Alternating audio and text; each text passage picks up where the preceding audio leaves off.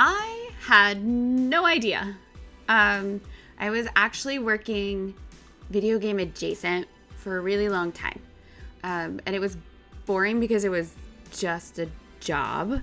And I knew I liked video games. And then when I was looking for a next career after I took some personal time for health reasons, I came back and I was like, well, I want to do something fun. And I took a gamble on applying for a video game position. And I don't think it really clicked that I wanted to stay in video games until I got my fingers in the first like real production side of video games. I kind of started as an executive assistant and then shifted to production manager. And so when I got my fingers in that first game, I think I was like, oh, wait a minute, this is actually really fun. So that's kind of when I knew.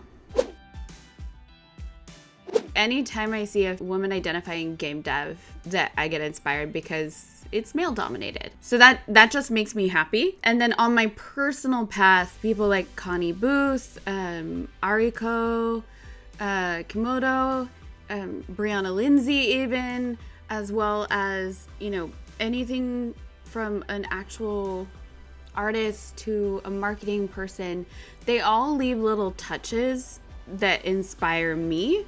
So even my artists in our studio, like you, like Jocelyn and Jasmine and Olga, all of you guys inspire me to want to do more and lift the other women up. And that's part of why I get so excited about talking about female game devs.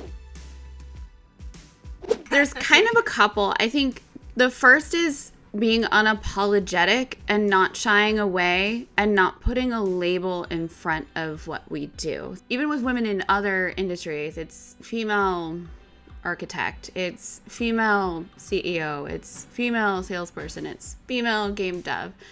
Nobody cares. We got to get over that. So removing that label ourselves, as well as enforcing it wider. So I'm not a female game dev. I'm just a game dev, just like everybody else, and I have a seat at the table. So I think part of that is really owning and not allowing labels to stick to us. But then on the flip side, you want to be proud that you are a female game dev. And so I think giving yourself the space to be proud of what you can bring to the table is really, really important.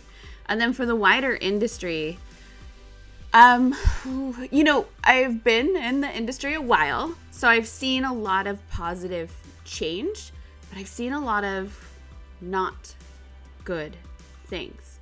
And I think taking the moment to have allies call out when things are not okay or not being approached in a kind way for anyone, but especially for women, for getting identified as, oh, you must be the girlfriend, the partner, the secretary, when they have no idea who you are, but just because you look like a woman, that's the assumption.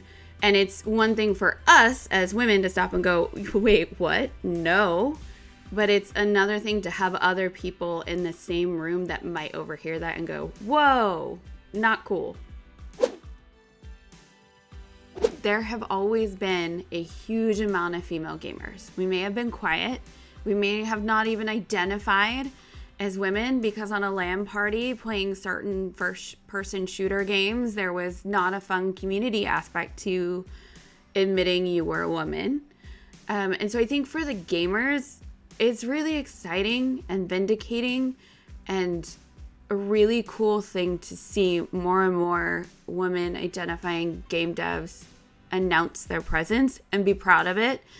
I think for game devs, I haven't seen anyone react poorly, but I don't know everybody. What I can say is everybody's glad to see more representation that's diverse and unique and has their own kind of story to tell. And I always personally get really excited when I see another a female game dev and I'm like, hi!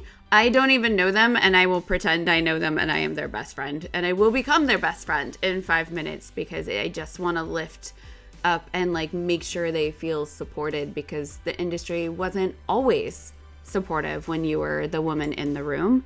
And even though we're trending in the right direction, we have to make sure we also don't like slip down that slope backwards.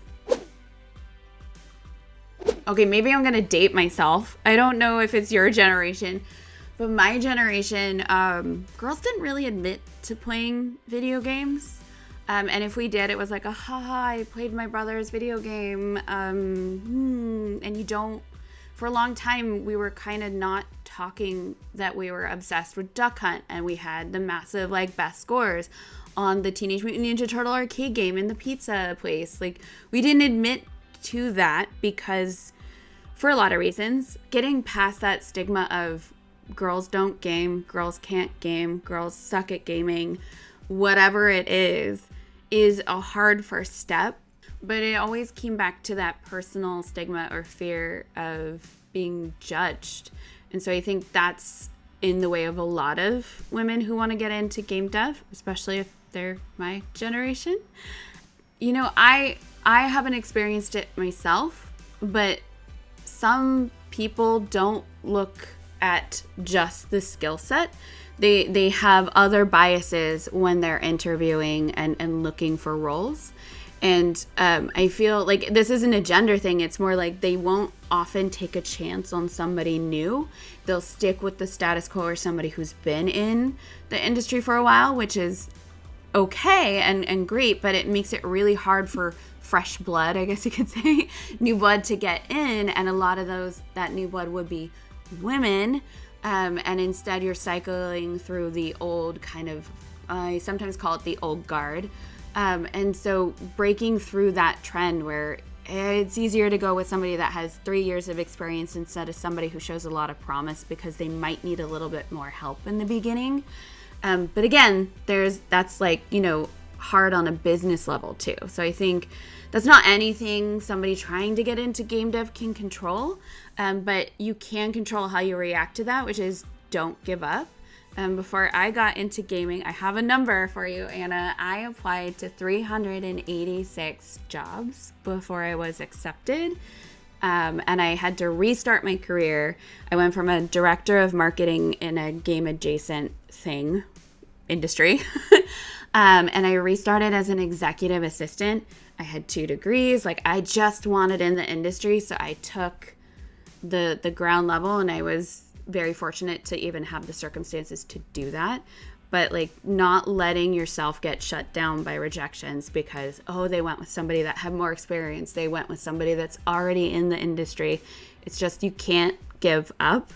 If I had given up at 381, it would not be here. It kind of tags along with kind of what I was saying about how it's easier to hire pre-existing people in the industry instead of bringing in new ideas, new personalities, new beliefs, new cultures, etc. So that's going to be, I think that's going to be the big change that has to happen, because as soon as that's unlocked, the world is your, I guess this is cliche, proverbial oyster. As soon as you have those fresh ideas and different takes, even between generations, like I'm older than you, but you have such a fresh and different look at the woman perspective, the woman identity, and your story is completely different than mine. And it's so valid and important to help tell game stories, even if it's through the lens of VFX and through the lens of like your career path, that if we don't open the gates and take chances on new and different people, it'll never change. I'll start with don't give up. Never give up. I know it's hard. The first rejection hurts. The 30th one hurts the same, if not more. There are people that need your contributions, be you as like an operations person or an artist or an animator or a voice actor or a narrative design. Like, every role is important and needs your special perspective. So don't give up. And then when you break in, make sure that you support the other women around you. because you never know what journey that person took to get there. And you never know when your kind words are going to make the difference between a really bad day where maybe it results in them quitting and throwing in the towel and them going, wait, I can still do this. Because we have a long way to go. We've come really, really far. And it's never going to be perfect, but we won't get too close to perfect if we don't invest in each other together and then alongside our allies. So make sure you're kind, you give the compliments, you give the constructive feedback, you have their back in case you see weird and not good things happening. And don't apologize for who you are as a woman, even if another woman thinks that, like, oh, that's weird because that's not my experience. Never apologize for your personal experience as a woman once you're in games.